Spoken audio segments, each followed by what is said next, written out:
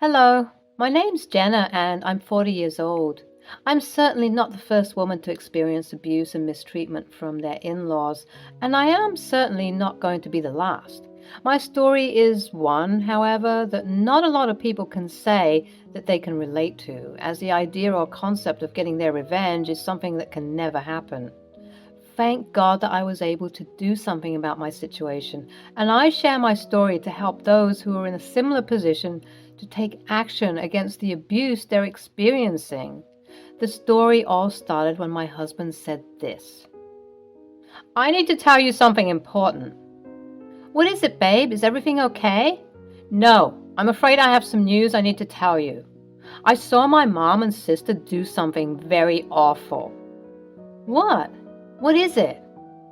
"I finally believe you. I don't think these women want what's best for you, and I'm so sorry I never believed you." Micah is referring to all the instances in which Gladys and Hannah, my mother-in-law and sister-in-law respectively, disparaged and humiliated me for no apparent reason. Instances include deliberately ruining my outfits for formal occasions, sabotaging my food and drink so that I embarrass myself in front of everyone, and even slandering my good business. All because they're mad that I took their precious little boy away from them. I had told Micah about this time and time again, but he would not listen to me. But for some reason, at this moment, he managed to believe me. "Oh, well, what made you finally believe me?" "Well, I saw this." Micah proceeded to show me some of the security camera footage of our business. Micah and I run a business that sells crocheted paraphernalia, from baby clothes to purses. We sell anything and everything that can be crocheted. Our business was doing quite well for some time, and since it was mainly my idea business, my mother-in-law and sister-in-law never failed to discourage me from pursuing it properly. "Are you sure that you want to be part of this business? It's not good. It's going to tank in no time." "Especially with your expertise, or the lack thereof." "Excuse me?" "What she's trying to say is that you're not well equipped enough to handle this business. You should just quit while you're ahead and become a simple housewife or working woman. You can't start your own business. You're too dumb for that." Do you see what I mean? These women would always try and refrain me from doing things that made me happy. I think they must have been jealous, because why else would they do something so horrid? My suspicions of them being evil finally came to light when the aforementioned attempts at humiliating me were underway. And even in those moments when I'd cry to my husband, showing him my ruined dress, asking him to taste my sabotage food, and exposing their illegitimate claims about my company, he wouldn't hear it. He had to see it for himself, and then he finally did. The video footage that Micah showed me was truly awful. I didn't know people could stoop this low. In the video, we could see two masked individuals of feminine frames, one seemingly taller and one shorter, trying to vandalize our building. They had spray paint and they were graffitiing our store. "Take a closer look. Look at this lady with a necklace." I did as he said and looked closer, and sure enough, that looked to be Gladys's rare and exotic necklace that Micah got her when he was in Fiji. "I see what you mean now. Who else could it have been? They look quite similar. I believe you now." I broke down crying. I was angry and hurt because it took him this long to believe in me. But I was also relieved because someone finally saw what I was going through. I didn't want to tell him about this because this was his family. I couldn't exactly slander or sue them for the damages they were doing, but I did want to get my revenge, and I had been pondering on what my revenge would look like for a very long time. Suddenly, Micah was receiving a phone call from Hannah. Speak of the devil, am I right? He answered it, and they talked for a brief time. Once he hung up the phone, he told me, "Okay, so Hannah just told me that Uncle Peter has just gotten back from a long trip, and Mom wanted to have a big family reunion since a lot of people are home for the summer." "Okay, when?" "This weekend." Are you going to talk to them about what we just saw? You know I want to, but I don't know if I can. That's my mother and my sister, you know. But if you want to confront them, I will help you in any way I can. The weekend came, and Micah and I arrived early at Gladys's house to help with preparing for the big feast that was about to ensue. Uncle Peter was everybody's favorite, so for him to be back home after a long time would be something truly special. Once I arrived, I noticed that both Hannah and Gladys's demeanor shifted from their happy and smiley faces that they had on to looks of jealousy and disgust. "Oh, you two came quite early." "Yeah, Mom, we wanted to help out. We know a lot of people are going to be here today." "Oh, aren't you just precious?" "It's our pleasure."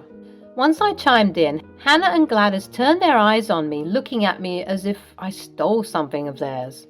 But they just couldn't prove it just yet.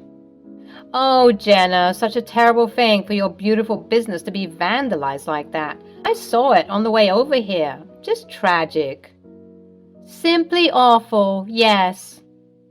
Even a 6-year-old could tell that these women were hiding something conniving. Once they said those things, they were unnaturally happy, almost elated whilst expressing their concern. I even noticed them trying to stifle a laugh. But I had to hold my tongue. I didn't want to make a scene just yet. I was determined to enact my revenge at the right moment, so in the meantime, I decided to play dumb. Micah followed suit because he didn't want to get his hands dirty. "Oh yes, it's just simply awful. We both wonder who could have done such an awful thing." "Yeah, it was really hurtful to see that happen to something that we worked so hard to actualize." "Yes, but don't worry, the police will get to the bottom of this." "Police? What police? Why, for such a simple crime? I'm sure it was just some stupid teenagers having a little bit of fun. There's really no need to involve the police." "Oh, Hannah, bless your heart for caring so much about these alleged little rascals, but even so, they should be punished for what they had done. After all, it's not like they didn't know what they were doing." "I'm inclined to agree with Hannah. How many stupid things did you do as a teenager? Don't be rash and foolish. Come, let's get everything ready for the party." I could tell that they were sweating. Why try and brush the whole thing off after inquiring so intently about it? Both Micah and I exchanged a knowing look and proceeded to help out with the party. We spent all morning and early afternoon setting everything up, cooking and cleaning. At around 3 p.m., the family members started to arrive for the big reunion. Once we had finished up everything and were lounging around, Micah pulled me to the side and said, "I have something for you. It's a concealed microphone. I want you to wear this." "What? Why? What is it?" "I'm sorry, I'm not strong enough to confront my mother and my sister. I'm sorry I'm not the assertive and dominant man you want me to be, but in a way, I feel like this is better. If you expose them for yourself, then you'll receive all the glory. You've always been stronger than me. Wear this mic and approach them. You never know what you might find, and you can get your justice. I won't stop you." I appreciated Micah's words, and although I wanted him to be a bit more confrontational, I was also grateful for the help he gave me. And with that, I put on the mix, hit record, and walked around to find those two witches. Finally, I found them conversing in the kitchen. They seemed to be in a heated debate of sorts, so before I entered, I waited at the door to hear what they were talking about. "She knows everything, Mom. Did you see the way she looked at us?" "Shut up, Hannah. You're being paranoid. She doesn't know it was us." "I swear to God, Mom, she knows everything." "Okay, calm down. Even if she knows something, what is she going to do? One thing you should know is that Micah loves us, and she loves Micah. If she did find out somehow, she'd tell him, and then Micah would tell her that she's crazy. I mean, that's what's been working for us so far, right?" "What do you mean?" "Remember how we put ink on her dress before her pitch about the crochet business? Or how we put the spoiled milk in her food and drink? She told Micah about it.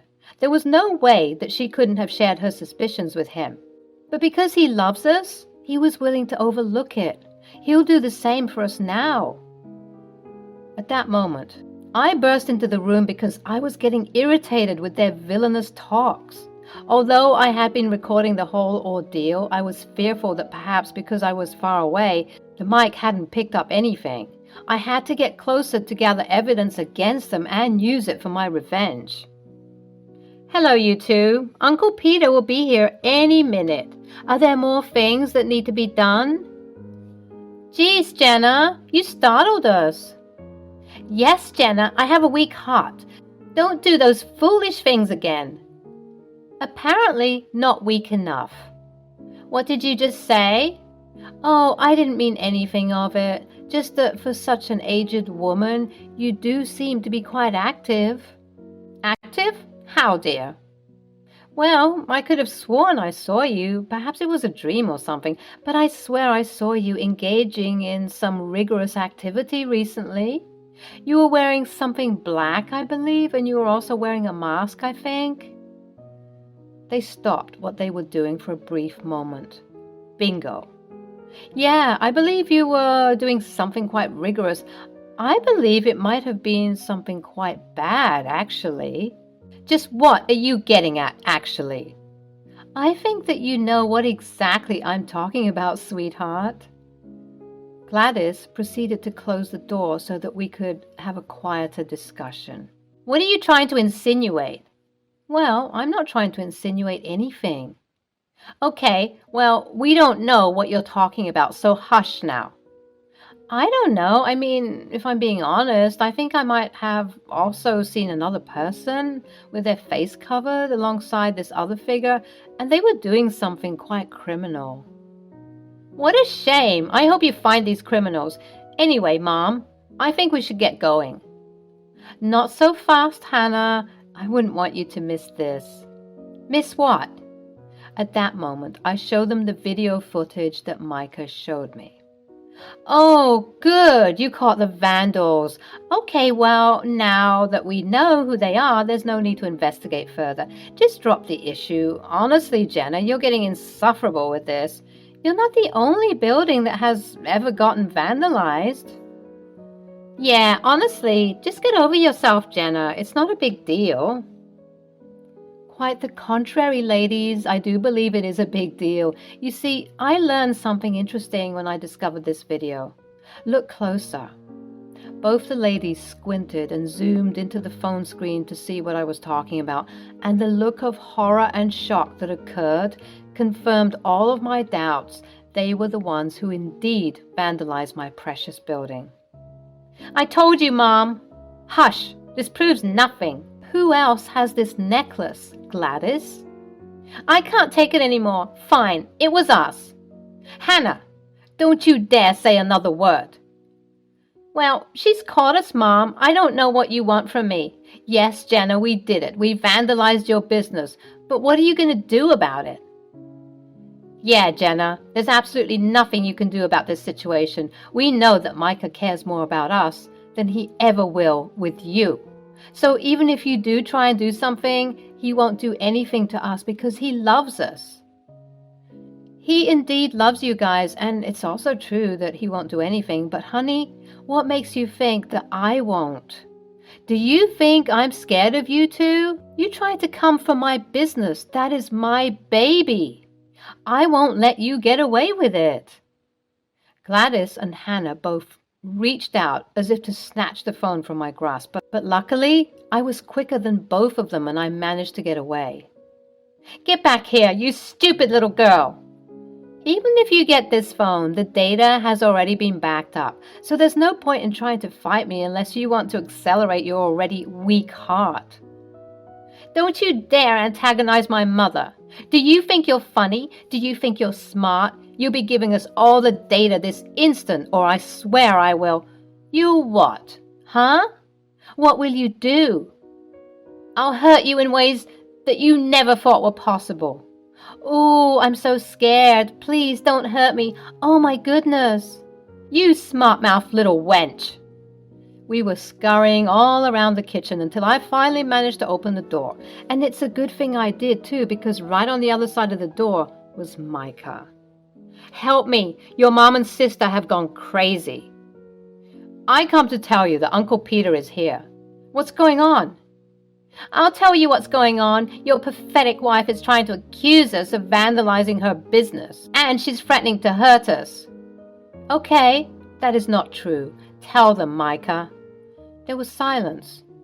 Micah looked downtrodden, and he was stuttering and stammering all over the place.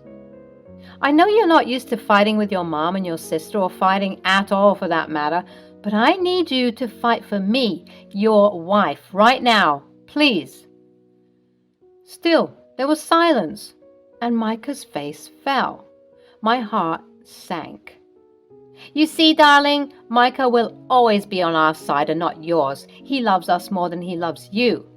"Now, that's not true. I love you all the same. You're all very close to me, and that's why it's so hard to choose." "Choose what? Why not choose the truth? We both know it. You're the one who showed me the footage in the first place." "What? Micah? Why would you do that?" "Because it's my business too. And what you guys did was terrible. Not just this thing, but all the other times you've antagonized my wife as well. You guys need to stop. Please. We'll forgive you." "Speak for yourself. I'm still pressing charges." "Not on my watch." At that moment, Uncle Peter, our venerated guest of honor, decided to stumble into the area. He seemed happy but also concerned because we were all here whilst everyone else was waiting for the festivities to begin. "Oh, Peter, my love, it's so good to see you. You look well." Yes, we'll begin the festivities momentarily. Let me escort you to your special seat. Tell me all about the trip." "We aren't finished with you, Jenna. If you try anything, I swear on Daddy's grave that we'll make sure Micah divorces you." "Why do you treat Micah like a child? He is a grown man capable of making his own decisions. He wouldn't divorce me just because you said so, right, babe?" You see, he's hesitating, meaning he doesn't care about you the way that you thought he did." "Really, Micah? Really?" He just dropped his head down for the second time in 5 minutes. I really did date a wuss. I angrily stomped away and went to the grand dining table that was housing about 30 people. I took my seat, seething, but still trying to ensure that I kept my composure. Not long afterward, Micah and Hannah joined, and I kept silent, even though Micah was looking at me like he wanted to say something, but he simply couldn't because of how mad I was at him. Soon after, Gladys and Uncle Peter came in and we all celebrated. The festivities began despite the very uncomfortable fight that happened shortly before the event. Whilst we were eating, the rage just bubbled inside of me and I said, "Attention everyone, I have an important announcement to make. There are 2 individuals here who have always hated me, who conspired to make my life a living hell. Some of you might know who I'm talking about, but just in case you don't, let me convince you." I began to play the recording from the argument earlier. I played the whole thing in its fullness, and everyone was gasping and shocked at what they were hearing. Hannah and Gladys appeared to be too frozen in their seats to do anything, but all the while they were berating me, lying and saying I made it all up for attention. The dinner was becoming a mess. I was shouting at Gladys and Hannah. They were shouting back, and the rest of the adults at the table were trying to gather more information. Micah, as usual, stayed silent. That was until he heard sirens and everyone went quiet. The police were coming, and they seemed to be coming to this house. "What have you done, you wench?" "I will kill you." "I didn't do anything." "I did. I'm the one who called them, Mom. Hannah, you 2 need to be punished for what you've done. I called the police on you and they have a warrant for your arrest because I secretly recorded the recording that Jenna played back for all of you. You guys, we've all seen the way that Mom and Hannah treat Jenna, but none of us said anything, especially me, because this is my wife, and from now on, I will be on her side. because she's proven to be the correct one. Mom, Hannah, please don't make this harder than it needs to be. At that moment, the police made their way into the house and proceeded to arrest Gladys, who was cursing and yelling all the while. Hannah, on the other hand, did her best to run away from the police, but to no avail, obviously, and she was caught. Both the women were humiliated as they were being dragged out of the house. They made eye contact with me, calling me a demon, and they made eye contact with Micah, calling him a betrayer. The night was resumed after they left, and although it was a bit awkward, we all began to share how Hannah and Gladys were toxic. Even Uncle Peter chimed in and said he'd rather be in prison than be around those two. We all laughed and proceeded to have the greatest family reunion ever without those two toxic witches who were my in-laws. They spent the night in jail, thinking over what they had done. Throughout the night, various family members were receiving calls from the local jail, and knowing that it was Hannah and Gladys calling, some family members answered and told them that they needed to spend some time in jail to learn a lesson. Others answered but pretended that the network wasn't working. But the majority of the family members simply refused to even accept the calls. It goes without saying that Micah and my relationship improved tremendously after he helped me out by calling the police. As for Gladys and Hannah, they're out of jail but have been forced to pay a fine for the damages, which was another blow to their ego. And now, whenever we see each other, those looks of jealousy and disgust that they used to often wear on their faces have changed to shame and fear, which I prefer. Revenge has never been sweeter.